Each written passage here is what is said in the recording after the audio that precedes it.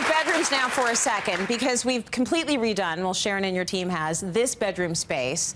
And now we still have that young adult idea happening, but probably a lot more sophisticated than we would have done back in the day. Absolutely. This is the time when you as the parent, you don't have a lot of input, but you want to help direct if you can. So I think that that's how it's going to be, again, picking the bedding, something that's a little bit more traditional, perhaps. Right. And again, you can keep this forever. And I find that a lot of young adults these days are really into that plaid. I don't want to say the H word, but you kind of have that, that whole look. So absolutely. And I think that's really fun. It reminds me of that grunge look when I was in the 90s and I was young. Yeah, and we were cool too. And we were cool. Right. So it was really fun to kind of go through that sort of gray tone and a bit more of the sophisticated colors. Jewel tones are very in right now. So I went with a darker green. That's actually called Boreal Forest. Nice. So it's a really nice subdued green. Certainly inspired by the bed. But I think, I think when you're a little bit older, when you're a teen or you're a young adult, you're thinking about mixing and matching. So the IKEA furniture, again, is great for that. So we've still got the bed. We've kind of hidden it with layers because we want to layer our bedding on when it's tidy and when you've actually made the bed.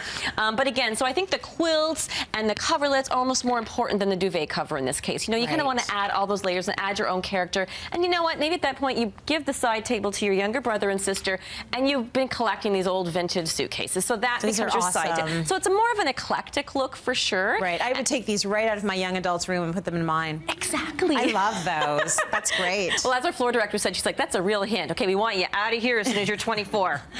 Take your luggage in. Yeah.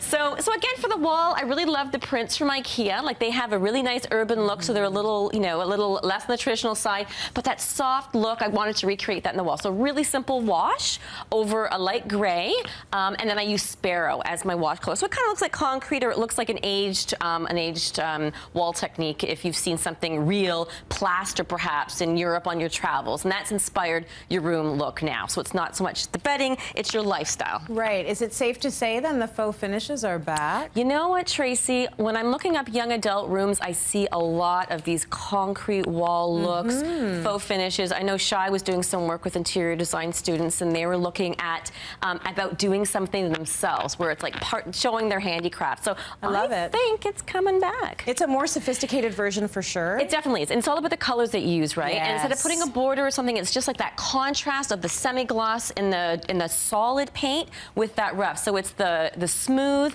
and the rough look together. So I think that contrast is very much on trend. And I don't want to forget this beautiful traditional looking chair. So again, you've got those nice lines, so your styles might become a little bit more sophisticated, or you might steal it from your parents' bedroom and bring it up too, or bring it from the basement into your bedroom. But again, so this look that's mixing and matching. Yeah, it's great. Everything put together.